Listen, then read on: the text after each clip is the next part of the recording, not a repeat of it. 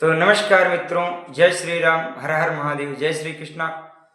आज है 12 नवंबर 2024, 12/11/2024 और आज खाटू श्याम जी का जन्मदिन है। और हम कुछ दिनों से मथुरा गए हुए थे। हम साइकिल यात्रा समाप्त करने पर अपने घर आए थे। उसके बाद वहाँ से हम गायत्री तपोभूमि मथुरा चले गए थे और वहाँ पर साधना शिविर में थे गायत्री तपोभूमि में। और कल हम वहाँ से राजस्थान आए। तेजस्वी जी हमारे क्योंकि मिले हुए थे वहाँ पर, तो उनके साथ में और उनके परिवार के साथ में रहने का मौका मिला। और काफ़ी दिनों बाद तेजस्वी जी मिले थे, तो उन लोगों के साथ में मिलकर बहुत ही अच्छा लगा। और अभी मथुरा से आज हम आ गए हैं राजस्थान आ गए हैं क्योंकि राजस्थान में एक कार्यक्रम है नागौर डिस्ट्रिक्ट में। तो आज हम यहाँ पर हैं, एक खाटू श्याम जी का मंदिर है, तो वहाँ पर आए हुए हैं। और हमारे एक मित्र हैं, हमारे भाई हैं सौरभ मिश्रा जी, हमारे बहुत घनिष्ठ हैं। तो आज यहीं पर रहते हैं, तो अभी हम उनके कक्ष में बैठे हुए हैं, उनके कमरे पे आए हुए हैं, जो कि बहुत ही आध्यात्मिक व्यक्ति हैं। तो आज हमने कहा इन लोगों भाई आप लोगों से मिलवाते हैं। और बताइए सौरभ जी, अपना परिचय जी, कैसे हैं आप? सभी को जय श्री राम। दिनकर भाई के आज सानिध्य में रहने का मौका प्राप्त हुआ, ये मेरे लिए बहुत हर्ष का विषय है। क्योंकि समझ लीजिए कि अगर आपके साधना का कोई फल मिलने वाला है जी, तो दिनकर जी जैसे संतों से फिर आपकी मुलाकात हो सकती है। अन्यथा जब तक संतों से भेंट नहीं होती तब तक साधना का कोई फल नहीं है। जी, ठीक है ना। और दिनकर जी से मिलकर बहुत अच्छा लगा है। ये आए हुए थे तो हम भी कहे कि आज छुट्टी लेते हैं, आइए दिनकर जी और मिलते हैं, कुछ वार्तालाप होगा। तो यही सब है। तो बहुत अच्छा। तो अभी हम सौरभ भाई के पास में आ गए हैं। हालांकि एक छोटी सी घटना हुई हमारे साथ कि हम ट्रेन से आ रहे थे, क्योंकि अब साइकिल यात्रा तो हमारी लगभग बंद हो चुकी है और अभी ट्रेन से यात्रा कर रहे हैं। तो ट्रेन से यात्रा कर रहे हैं और आज आ रहे थे जयपुर में, हमारा बैग छूट गया और ट्रेन हमारा बैग का सामान लेकर चली गई। इसलिए जागरूकता, कभी कभी अन्य विषयों पर चिंतन करते हैं और हम जागरूक नहीं रह पाते हैं, तो ऐसी छोटी मोटी घटनाएं हो जाती हैं। और जैसे ही हम ट्रेन से नीचे उतरे कि एक व्यक्ति आया और हमारा कपड़े पकड़ कर खींचने लगा। फिर मैंने छुड़ाने का प्रयास किया, नहीं छोड़ा। फिर आत्मरक्षा का उपाय करना पड़ा, फिर वो छोड़ा। फिर उसके बाद हमको पता चला कि बाइक तो ट्रेन में ही छूट गई है, लेकिन तब तक ट्रेन काफ़ी आगे जा चुकी थी। तो कोई बात नहीं, कुछ सामान थे उसमें चले गए। हालांकि कोई बात नहीं, कोई बड़ी घटना थी, छोटी घटना में टल गई, तो कोई बात नहीं। तो अभी हम भाई के पास आ गए हैं और कार्यक्रम भी है आज खाटू श्याम मंदिर पे। आज उनका जन्मदिन है, तो आप सभी लोगों को खाटू श्याम जयंती की बहुत बहुत शुभकामना। भगवान खाटू श्याम की कृपा आप लोगों के ऊपर बरसती रहे, हारों का सहारा खाटू श्याम हमारा।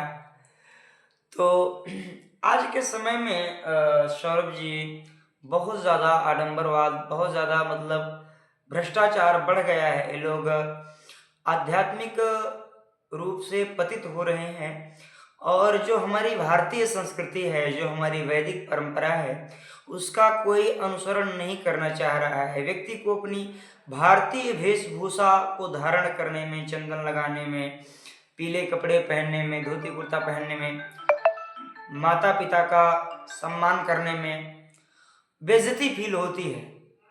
और कोई कहते हैं अगर साधु संत के भेष में किसी को देख लेते हैं, भले ही वो साधु संत हो या ना हो, लेकिन अगर भारतीय वेशभूषा में है तो उसको एक अलग ही दृष्टि से देखते हैं। और आज के समय में जैसे बच्चों का जन्मदिन मनाते हैं और विवाह दिन मनाते हैं, संस्कार जो हमारी वैदिक संस्कार परंपरा है वो लुप्त होती चली जा रहा है और लोग मतलब अपनी भारतीय संस्कृति से पतित होकर पश्चिमी सभ्यता का अनुसरण कर रहे हैं।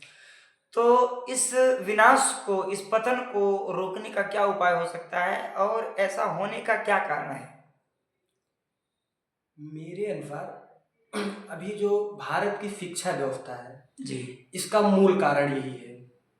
जो मैंने अध्ययन किया है, जो मैंने समझा है, जो मैंने देखा है, संतों से सुना है, इसका मूल कारण हमारी शिक्षा व्यवस्था है। पहले की हमारी जो शिक्षा व्यवस्था थी, उसमें हमें धर्म, अर्थ, काम, मोक्ष चारों चीजें पढ़ाई जाती थी, तो जी। आदमी के अंदर पुरुषार्थ आता था। आज सिर्फ इतना पढ़ाया जा रहा है, काम और अर्थ, और काम और अर्थ पढ़ाने की वजह से बच्चे को सिर्फ ये सिखाया जा रहा है आप क्या करके कितना पैसा कमा लोगे।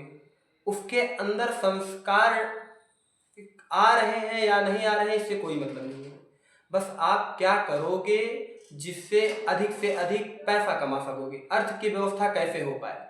सिर्फ पेट पालने के लिए ही शिक्षा व्यवस्था है जी।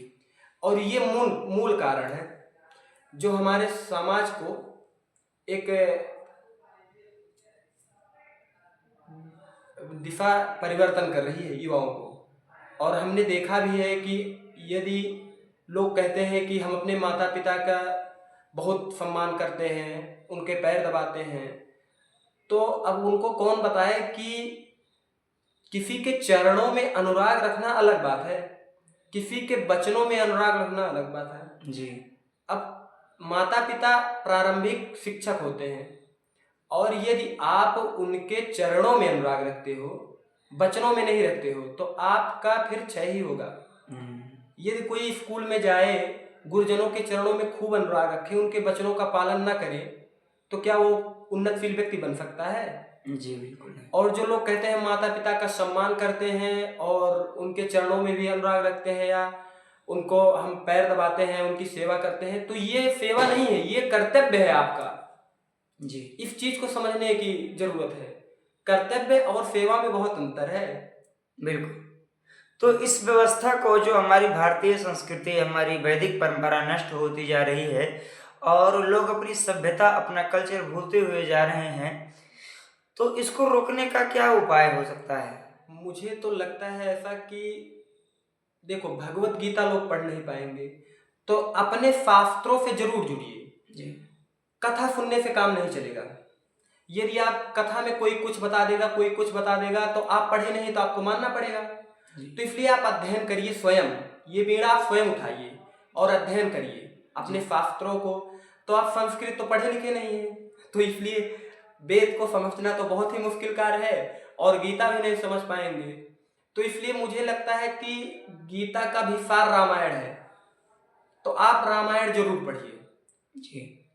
और यदि कोई रामायण पढ़ता है, गुरुजन, अच्छे अच्छे गुरुजनों को सुनिए, तो बताते भी हैं कि आप रामायण पढ़ लीजिए या विनय पत्रिका पढ़िए, तो शायद एक ग्रंथ का सहारा लीजिए तो आपका जीवन सफल हो जाएगा। जी। लेकिन कुछ लोगों की भावना तो ये होती है कि पढ़ लो, पुण्य मिल गया।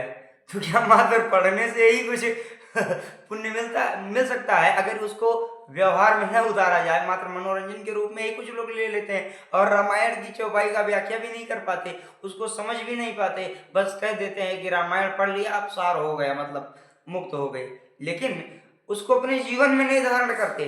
तो कि जीवन में धारण करना आवश्यक है या मात्र सिर्फ मनोरंजन के लिए, टाइम पास करने के लिए पढ़ना? मुक्ति का मतलब यह है कि किसी चीज को पढ़ना, आप देखिए, आप दिनकर द्वारा, आपके ही द्वारा कहा गया है जी कि यदि किसी को चारों वेद कंठस्थ हो जाए और उसके आचरण में ना हो जी वेदों का, तो फिर उसका जीवन व्यर्थ ही है ना। हाँ।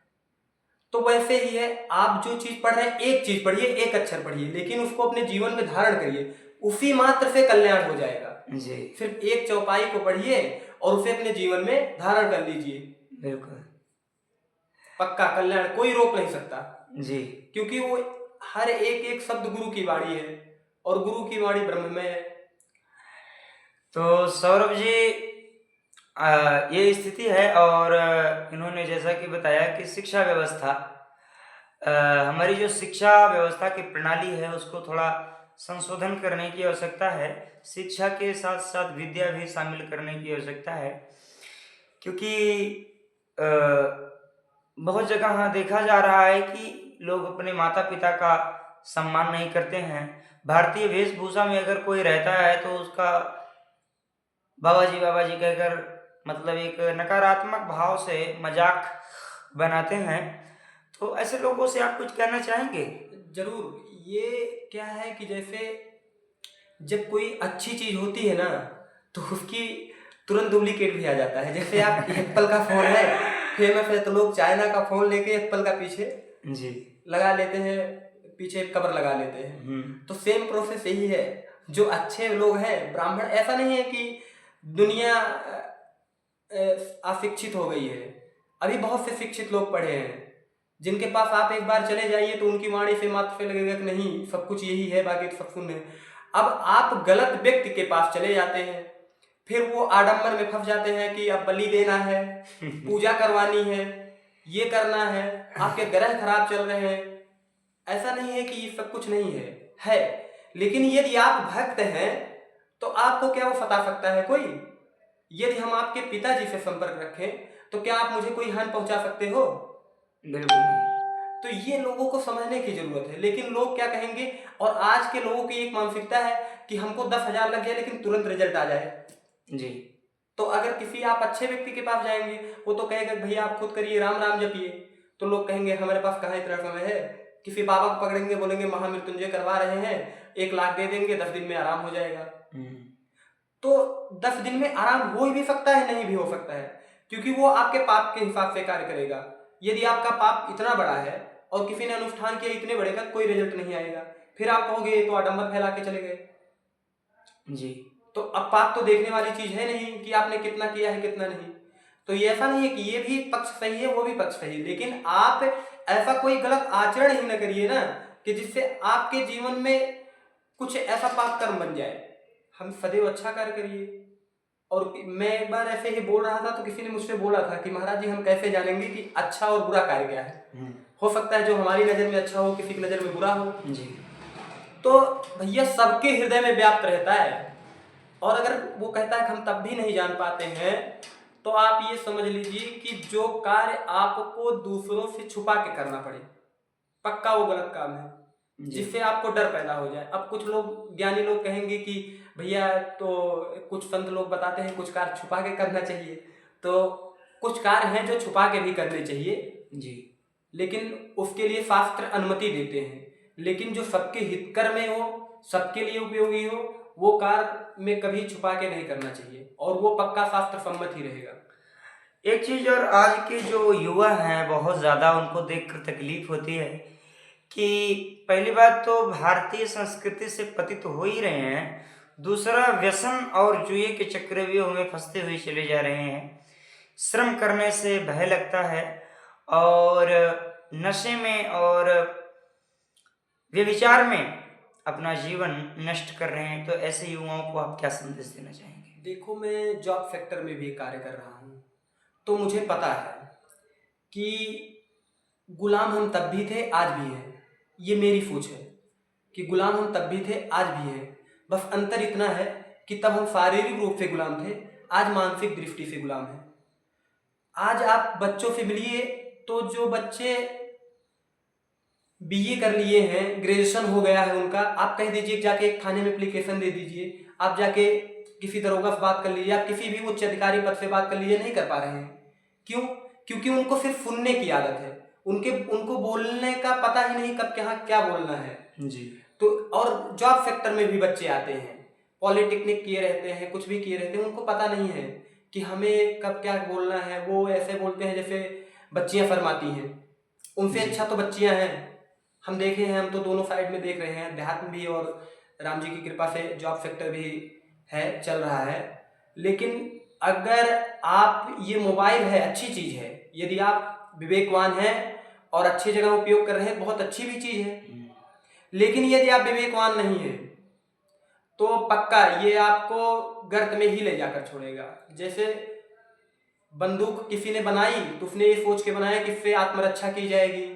अब लोग किसी को मार दे रहे हैं, तो बनाने वाले जिसके हाथ में जा रहा है ये बहुत महत्वपूर्ण है। आतंकवादी के हाथ में जाएगा तो उससे हानि होगी, हमारे फौजी भाई पुलिस हाथ में जाएगा तो उससे लाभ होगा। तो ये तो अपने विवेक के ऊपर निर्भर है। तो इससे बचने का क्या तरीका है? हमारे जो युवा व्यसन में फंस रहे हैं, व्यभिचार में जा रहे हैं, तो इनसे कैसे निपटा जाए? मुझे तो लगता है कि आज के युवाओं को जल्दी सोने की आदत डालनी चाहिए और जी। सुबह जल्दी उठने की आदत डालनी चाहिए। जी। ये सबसे बड़ा, समाज का सबसे बड़ा, क्योंकि 9 बजे के बाद तो राक्षस का जीवन होता है। तो आजकल लोग 12 बजे तो खाना खाते हैं जी। और शाम को 7, 8, 9 बजे तक सोते हैं सुबह में, ठीक है ना। आप जब सुबह 9 बजे तक सोएंगे, आप तेजहीन हो जाएंगे, आपके अंदर जो संकल्प विकल्प की क्षमता है वो शून्य हो जाएगी। आप सुबह उठिए और अपना कार्य करिए, आपके पास समय भी ज़्यादा रहेगा, टाइम से सोइए, टाइम से जगिए। जी। तो ये बहुत बड़ा रीजन है, मुझे ये लगता है दिनकर जी। दूसरा चीज़ ये करना चाहेंगे कि हमारे बच्चे, छोटे छोटे बच्चे होते हैं और पेरेंट्स जो होते हैं, बार बार यही शिकायत करते हैं कि हमारे बच्चे काबू में नहीं रहते, बिगड़ गए हैं लड़के हमारे। तो इसका क्या कारण है कि बच्चे मतलब बिगड़ जाते हैं बहुत कम उम्र में और गलत आदतों के शिकार हो जाते हैं? तो माता पिता जो उनके पेरेंट्स हैं, उनको क्या करना चाहिए अपने बच्चों को सही दिशा देने के लिए? दिनकर जी, बहुत अच्छी बात आपने पूछी है। मैं अभी कुछ समय पहले गुजरात में था जॉब में, तो जी। मैंने एक सर्वे किया था कि वृद्धाश्रम में, कि लोग वृद्धाश्रम आखिर जा क्यों रहे हैं, इसका मूल कारण क्या है। तो हमने ये पता पाया कि जो आज के गार्जियन है ना, वो अपने बच्चों की सिर्फ जरूरत पूरी कर रहे हैं, जी। उनको लाड प्यार नहीं दे रहे हैं। अब कोई बच्चा अगर कह रहा है कि पिताजी मुझे आज एक पेन की जरूरत है, तो कहेंगे कि इसको पूरे पैकेट दिला दो। जी। लेकिन किसी से मांगे ना ये, ठीक है ना। सही। और जब हमारे और आपके समय में था, तो हमारे घर वाले नहीं दिला पाते थे, तो हम जाते थे दोस्त से, कहते भाई आज तुम बीच का एक पेपर दे दो, हम जब आपके पास नहीं रहेगा तब आपको देंगे। जी। तो इससे हमारे अंदर ये क्षमता डेवलप होती थी कि हमको किससे कैसे मांगना है कोई चीज। आज के बच्चों के अंदर ये चीज नहीं है। जिस पैसे के बल पर आप उनको सारी सुविधाएं उपलब्ध करा रहे हैं, कल उसी के पैसे के बल पर वो आपको वृद्धाश्रम भेज देंगे। बोलेंगे किस चीज की कमी है, मैं पैसा दे रहा हूँ, जाके वृद्धाश्रम में रहिए, 4 लोग बोलने के लिए भी मिल रहे हैं, आपको बात करने के लिए। हम दिन भर जॉब पे रहते हैं, बच्चे पढ़ने चले जाते हैं, बीवी जॉब पे रहती है, कोई बात करने वाला घर में है नहीं, तो आप वृद्धाश्रम जाइए, पैसा भरपूर मिलेगा। तो ये तो आपकी सारी गलती आपकी है। बच्चों से जरूर समय दीजिए, 2 घंटे उनसे फोन रख के बात करिए कि क्या आपके साथ गुजरा है, क्या हुआ, हम ये काम करना चाहते हैं, करें कि ना करें, तब बच्चे समझ पाएंगे कि आपका प्यार क्या है। बहुत ही अच्छा मार्गदर्शन दिया हमारे आदरणीय श्री सौरभ मिश्रा जी, और काफ़ी एक्सपीरियंस है इनको भी जीवन का, क्योंकि इन्होंने भी साधनात्मक जीवन जिया है और बहुत ही अच्छा मार्गदर्शन किया। इनका भी कहना मतलब कुल मिलाकर कम शब्दों में अगर कहें तो व्यक्तित्व निर्माण ही सबसे बड़ी साधना है। हम क्या करते हैं ये महत्वपूर्ण कम, हम क्या हमारे भीतर की विचारधारा क्या है, हमारी सोच कैसी है, ये महत्वपूर्ण है। सुबह जल्दी उठें, रात्रि में जल्दी सोएं और अपने बच्चों को समय दें और बुरी आदतों से बचें। तो बहुत बहुत धन्यवाद अपना कीमती समय देने के लिए सौरभ मिश्रा जी। तो जय श्री राम, हर हर महादेव। और आशा करता हूँ आपको ये वीडियो पसंद आई होगी। इसी प्रकार से अन्य साक्षात्कार देखने के लिए हमारे कमेंट बॉक्स में ज़रूर बताएं कि आपको सौरभ जी से मिलकर कैसे लगा। जय श्री राम, हर हर महादेव।